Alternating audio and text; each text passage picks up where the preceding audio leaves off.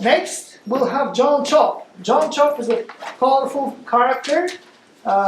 He is ubiquitous. He's all over the place. Even though he disappeared for about, 20 years from the United States, he got stuck in Europe. He's an absolute savant. John Czop graduated summa cum laude from Villanova, I think. No? Washington and Lee, sorry. From Washington and Lee, that's right, which is in Virginia here. He's from the Garden State, New Jersey. Then he went to Columbia University, where he studied under one of my professors, also his assistant, Robert Paxton, world's leading authority on French agrarian fascism, and to some on all sorts of nationalist radicalism. Mr. Czop is all about dissertation. That's why he disappeared in France. He decided to have fun with his life, and he has degrees in modern European history. He's eminently qualified, and I would like to bring out the scholarship that has been bottling up in himself and talk to us about the differences and similarities between peasants in France and Poland from 1750 to the present. Let's welcome Mr. Czop.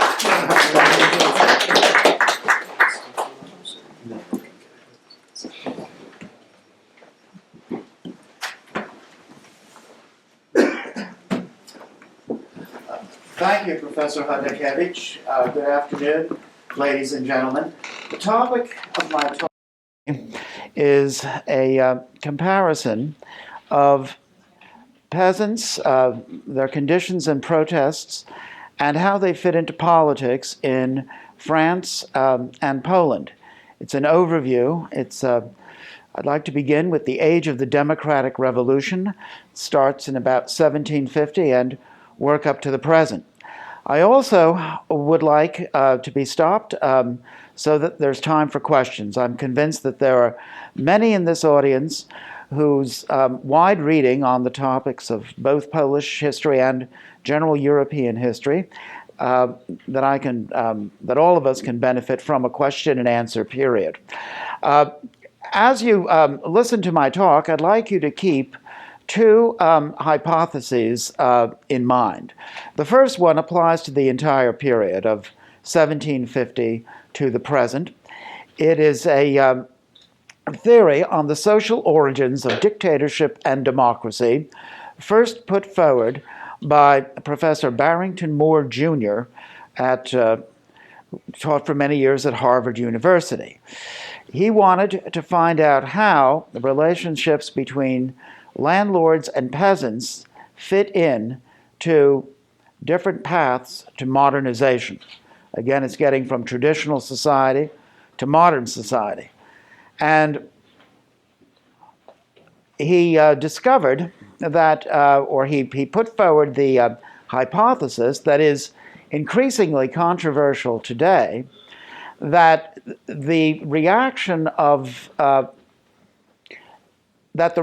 to commercialized agriculture in diverse societies shaped different paths to modernity. What do we mean by different paths to modernity?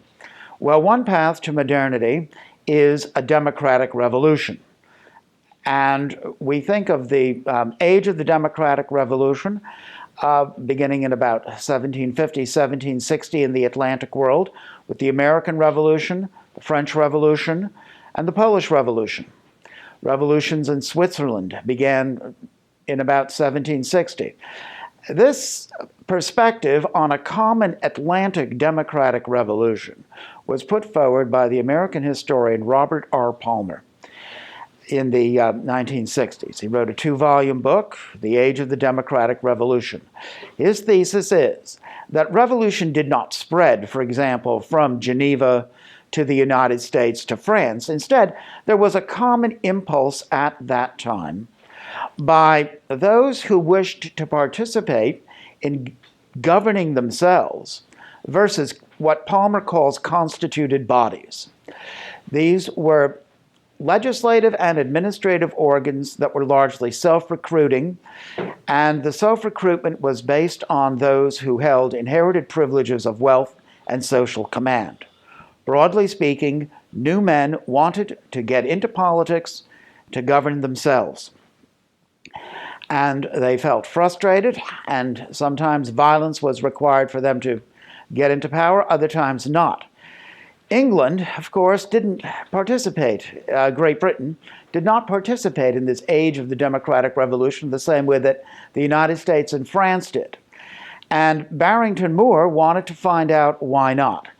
And he located the difference in the decision of the British landowners in the 16th and the 17th century to switch over to commercialized agriculture in the form of sheep grazing, thereby enclosing wide areas of agricultural land and throwing the farmers off the land.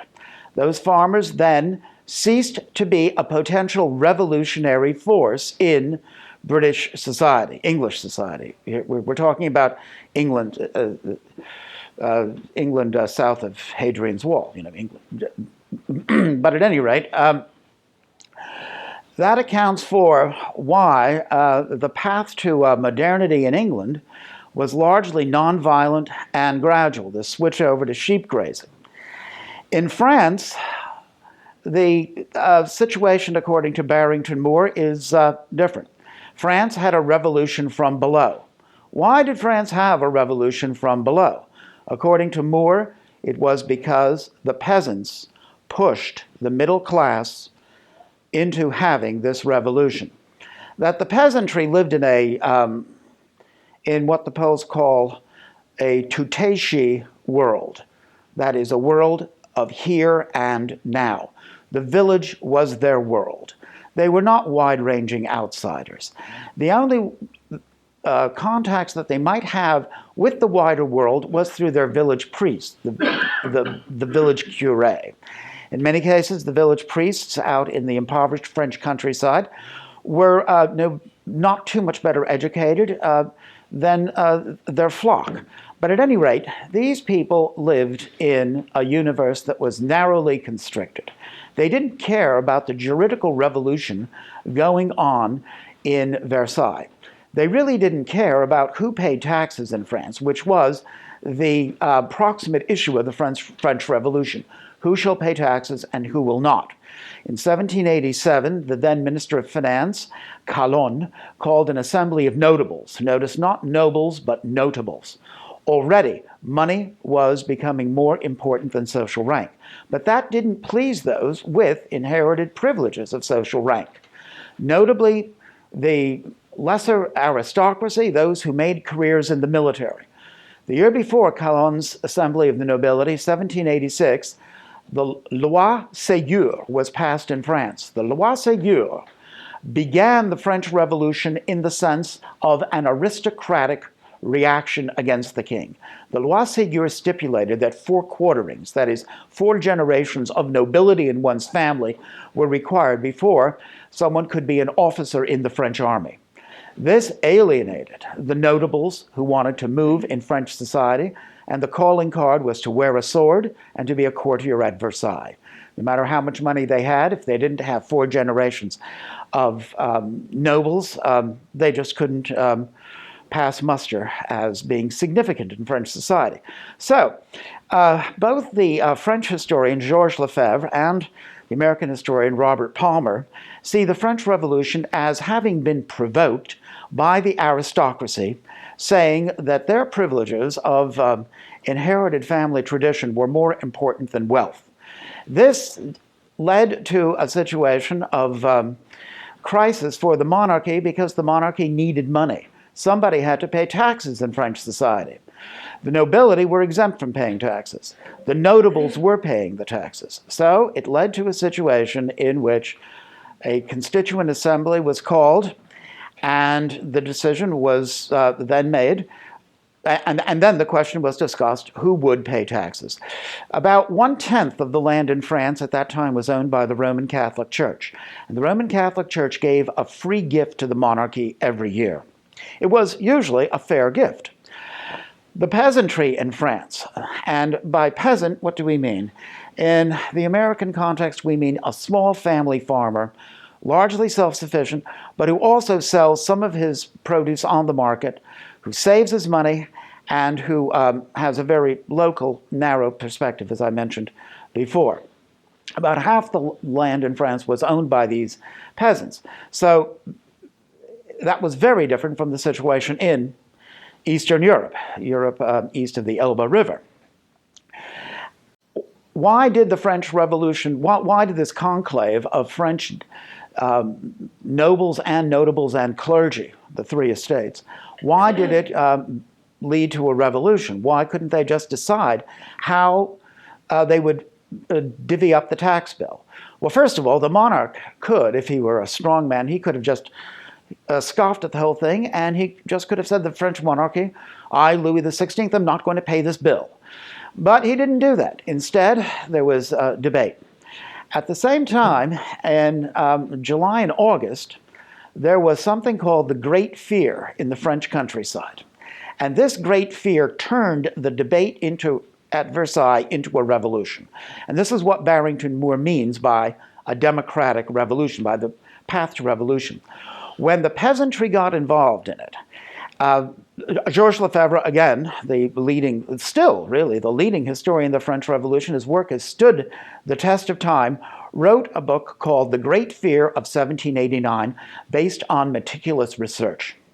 He discovered that the key to understanding revolutionary mentality is to understand fear. And what were the peasants afraid of in the summer of 1789? They were afraid that brigands were going to steal their crops. Again, this is late July, early August.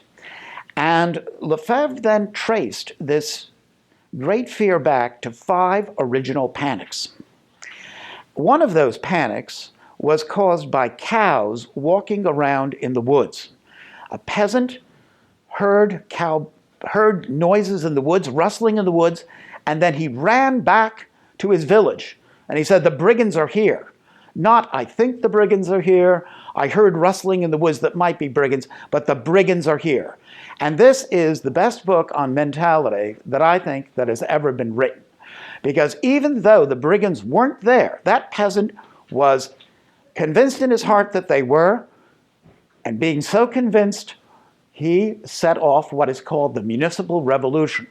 He persuaded the village nearby his family farm to set up barricades and to seal off the village from a believed-in attack by brigands.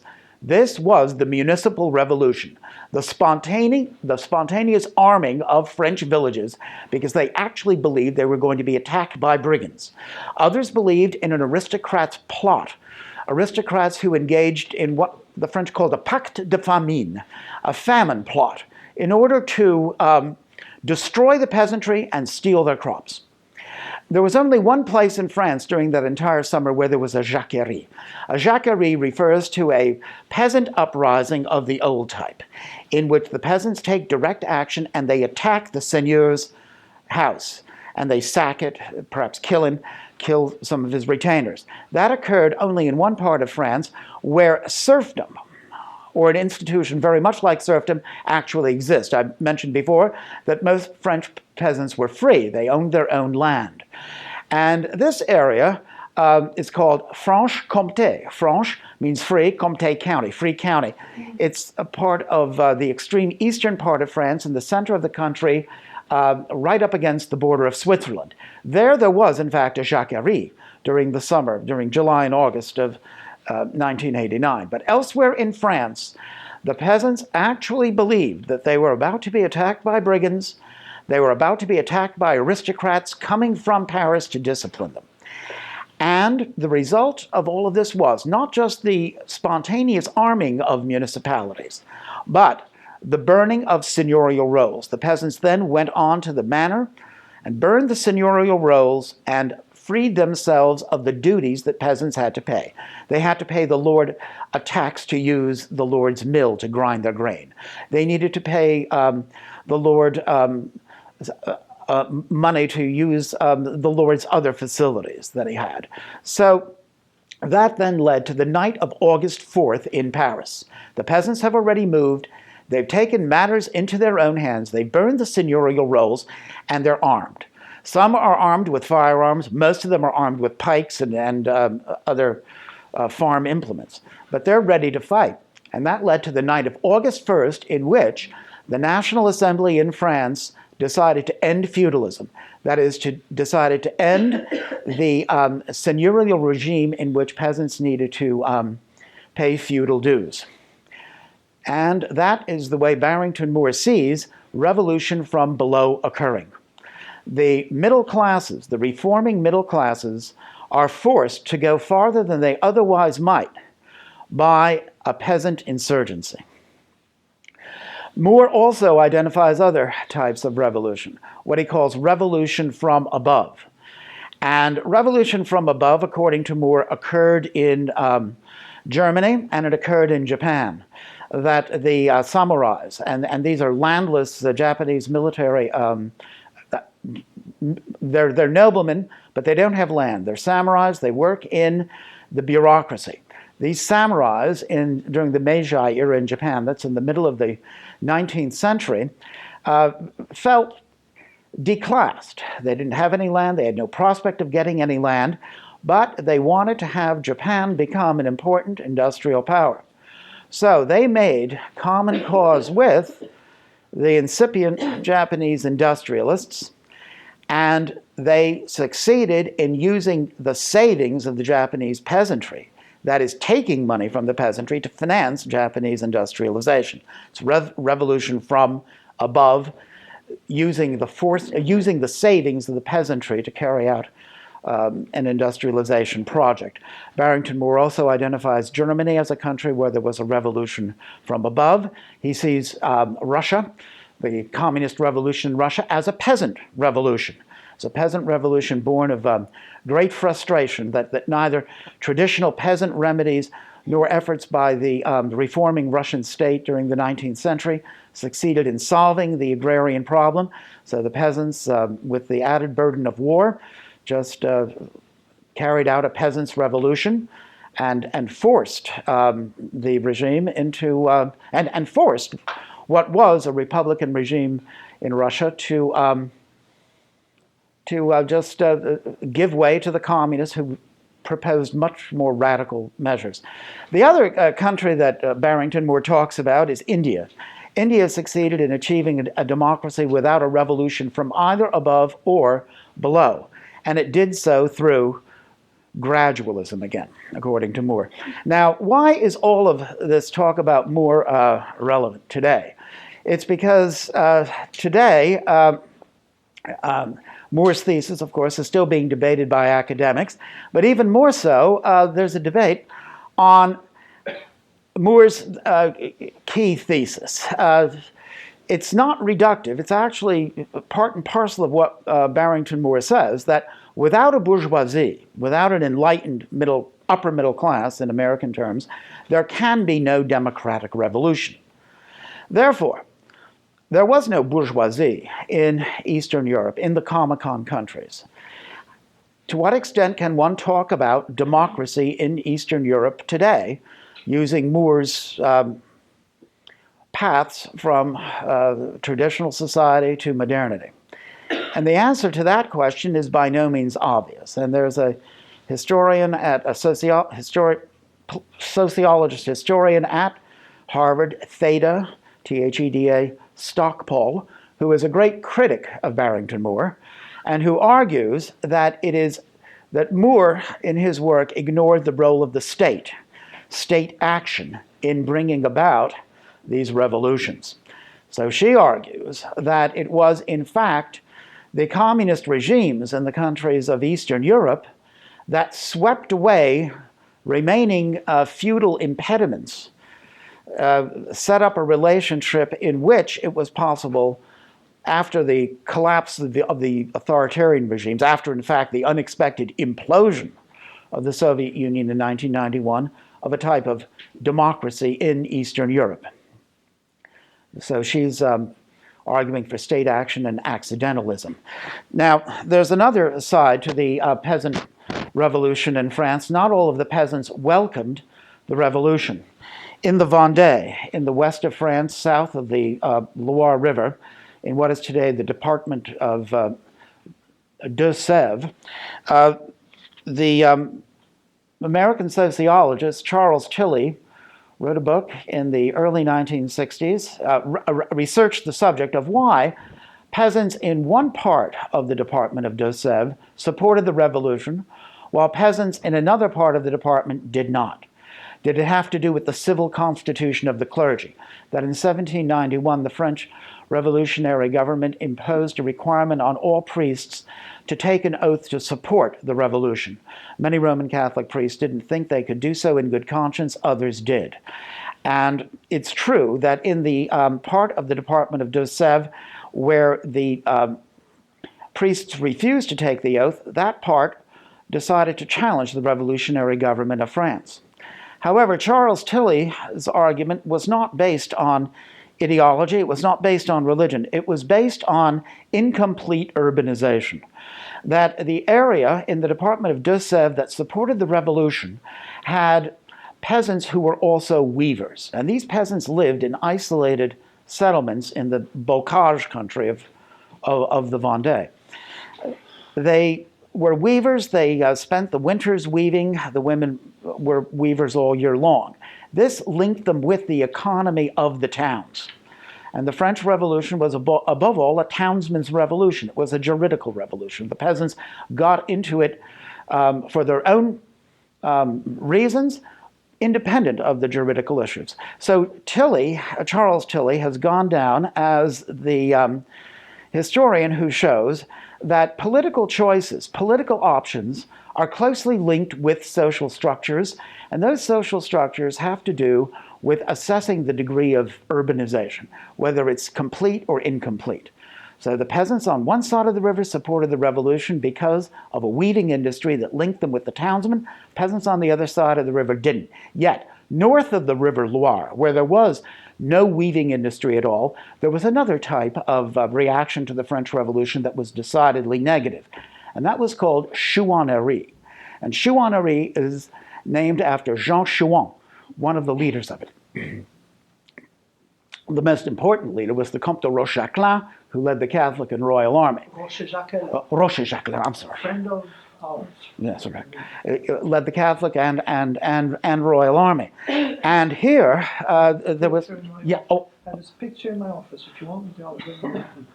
yeah, I've got a photograph of him too. I'll have to show you mine. It's home. But well, he was. He was 17. By the way. That's right. He was a young man. He was a gallant soldier, and Yeah. but at any rate, he, as well as his colleagues, rebelled because of the issue of the religious question. They thought it was wrong for the revolutionists to require the Roman Catholic clergy to swear allegiance to the revolution. The land of the church had already been confiscated by the revolutionary government in order to back their paper currency, the assignats. So here we come to whether or not sociologists have the upper hand, or those who argue for intellectual factors. And we then come to Professor Podakevich, who wrote a book on a comparison of Spanish Carlism. He was a co-author of a book, of an anthology of articles with the title Spanish Carlism and Polish Nationalism, the Borderlands of Europe in the 19th and 20th centuries. The other co-author, John Radzilovsky, who now teaches at the University of Alaska. How is Carlism related to the Vendée and to the chouannerie? It is in the following way. That, first of all, the difference. Carlism lasted a lot longer. Carlism started in about 1810, and it lasted until 1939, the end of the Civil War in Spain, the Spanish Civil War. What was Carlism all about? Where does the name come from?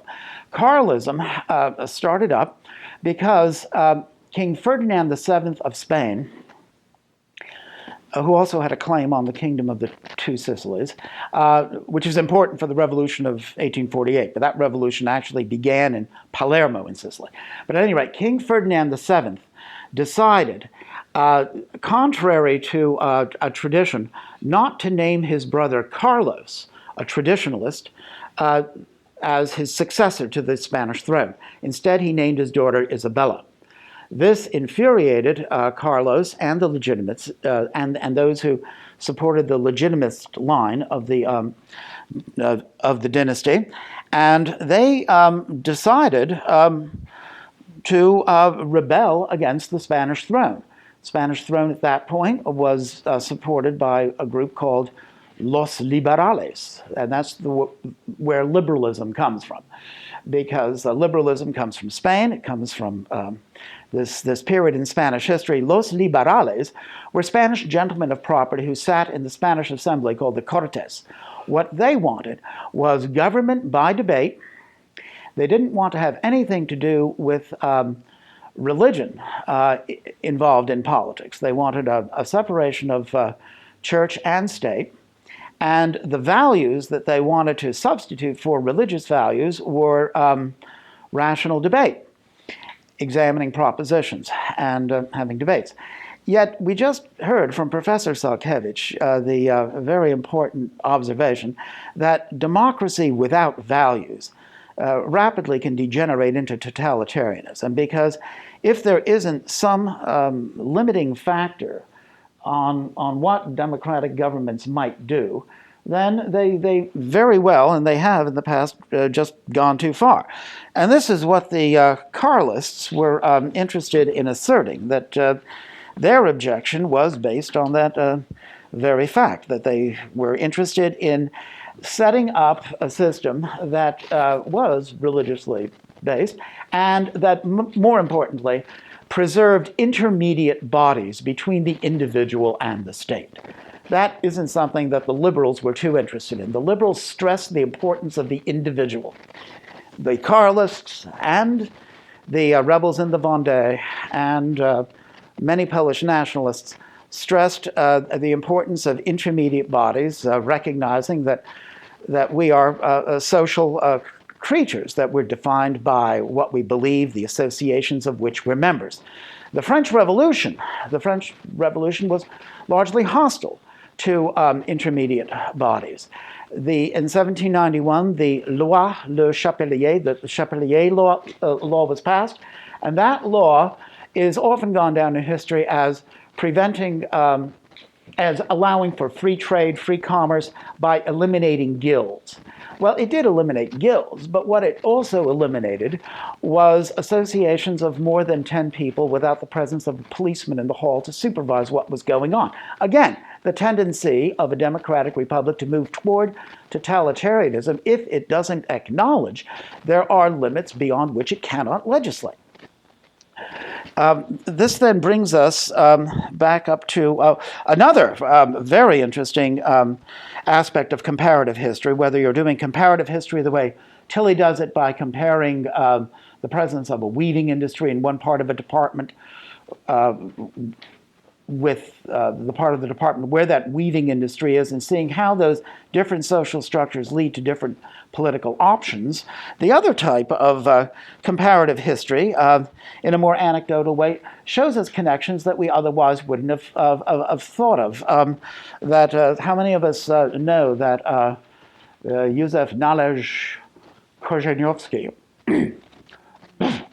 who went down in history as the writer of English novels, Joseph Conrad, that he began his career as an adventurer during the Third Carlist War, smuggling guns to the Carlists in northern Spain. So that's a connection between Carlism and Poland. Oh, okay, so time for questions. So that's a connection between... 10 minutes, you can talk to people. I don't think anybody can jump in. Okay. Right now with questions, unless one is equipped to discuss with you, Barrington Moore. Oh, okay. Then let me switch over to Eugen Weber. Eugen Weber, on the subject of how did peasants become Frenchmen? He wrote a book with that title, Peasants into Frenchmen, 1870 to 1914. And Weber, even though his book came out in 1976, anticipated Theda Stockpole's criticism of Barrington Moore. Theda Stockpole is the one who argues for state action as the key force in changing the relationship between landlords and peasants, between paving the way from a traditional to modern society as a pathway to a revolution. I mean, as one of the ways from traditional to modern society. So, what Eugen Weber did. Eugen Weber is a social historian, but he's not interested in collecting statistics on endogamy, collecting statistics on detailed economic statistics. He looked at the social history of France and wanted to find out why peasants who spoke a patois, spoke a regional language, for the most part were illiterate, how it was in 1870 that this group then became Frenchmen in 1914 and fought in the Western Front under very, very difficult conditions. And why the emblematic French peasant of that era is Philippe Pétain, a peasant who became a Marshal of France. And it's at this point that he touches one of the key differences, I think, that separates France and Poland. That France, to this day, even though it hasn't kept very many people on the land, it's kept more people on the land than it needs to produce food, that the ideal Frenchman is the French peasant. He's someone who is close to the land. He's someone who has straight and strong values, as opposed to the townsman who is somebody who is a trickster. And the French, even though they live in the cities to this day, are very attached to going to visit their relatives in the countryside or to having a country house. First time I was in France, I went on the Washington and Lee program in the spring of 1972. And I stayed with a family in France that one of their daughters married a fellow who went to Washington and Lee. They were favorably disposed to Americans and to Southerners as well, Virginians. And I went off with them to their country house near Charleville.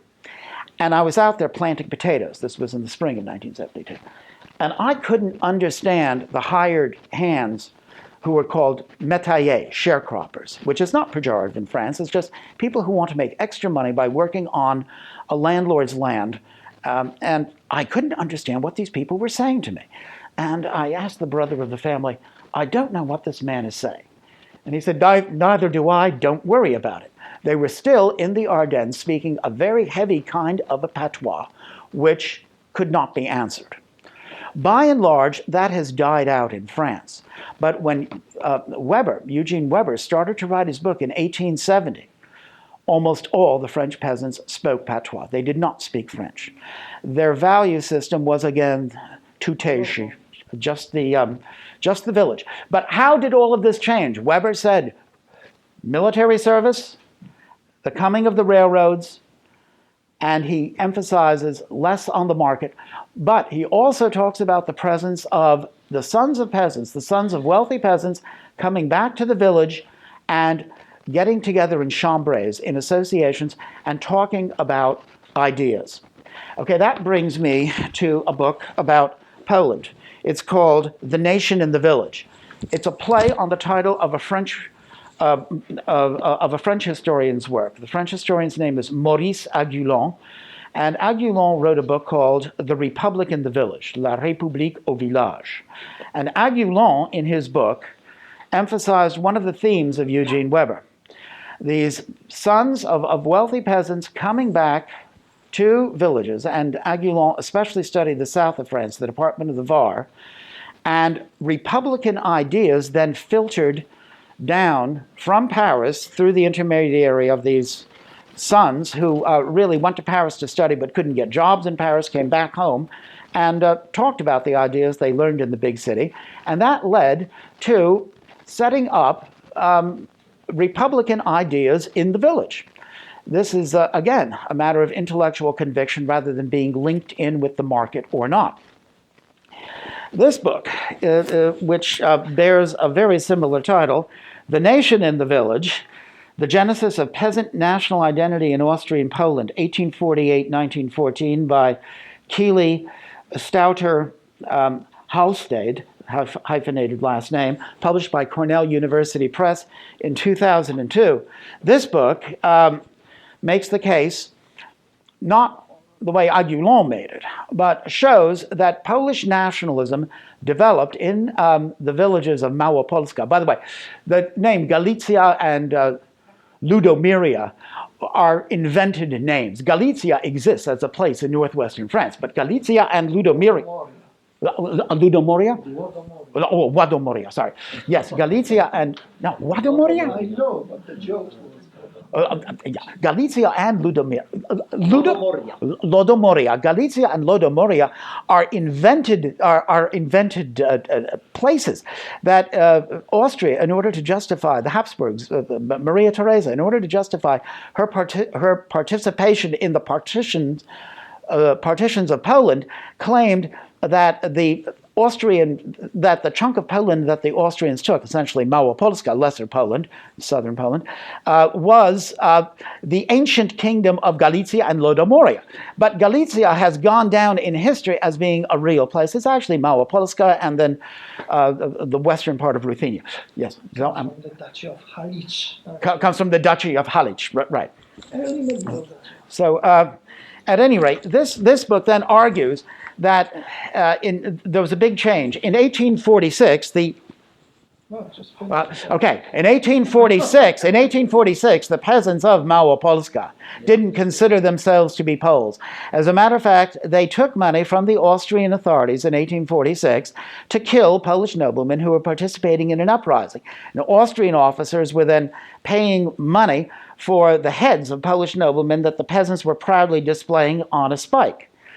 By 1914, according to the author, they had become Poles. And they became Poles because they felt a greater sense of equality by participating in the Austrian Reichsrat, Reichsrat in Vienna, and by participating, Galicia had self-government. Had autonomy in the Habsburg Empire. They were also participating there as peasant delegates, not subservient to their landowners, but electing themselves. So it was through political participation, through Austrian indulgence of the peasants, that they succeeded in moving from opponents of Polish nationalism into Poles. So I've run out of time here. I was about to talk about Robert Paxton, but that's... Stay. Thank you very much. Thank you very much. All right. Ladies and gentlemen, this is the Tour de Horizon, and frankly, a wonderful reminder how great it was in grad school when nobody except 3 people and me focused on stuff like this. I just wanted to make a couple of points. Yes. In addition, in great fear, in addition to everything you've mentioned here, there was something called the Great Cat Massacre. And the peasants decided that cats were somehow agents of the nobility or something else, and they started killing cats throughout France. Mm-hmm. That's right. Why? Tilly is a Marxist. All his arguments are Marxist, even though he was to the sympathetic to the Vendeans. His arguments fall flat on the face because he didn't work in the local archives, except he cherry-picked a little bit. Mm-hmm. There is a much better book, those of you who are interested in the Vendée, Zacher, Génocide franco-français. It has been translated into English as French on French genocide. Fantastic book, which shows you why the farmers, not peasants are serfs, farmers are free people everywhere, whether it's Poland, the United States, or anywhere else.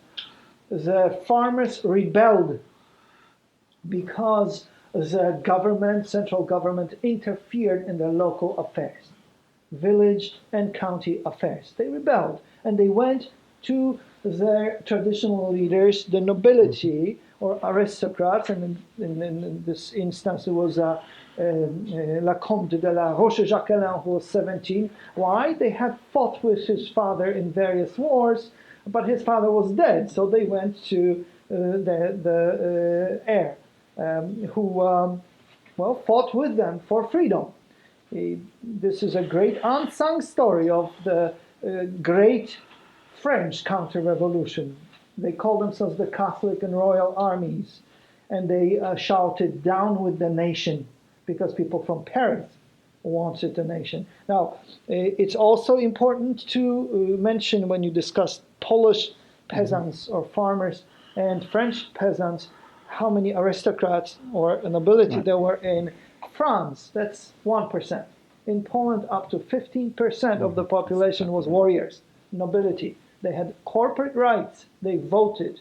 This is nothing like France. Also, when you mention the Carlists and others, very many, if not most of them, were petty nobility. Right. In Poland, there was a phenomenon called bojarzy księcia czwartyńskiego. That means almost the entire national party in the Podlasie region were petty nobility. You wouldn't recognize them from regular peasants, but they had coats of arms and they fought. That means they served. You serve and you have rights.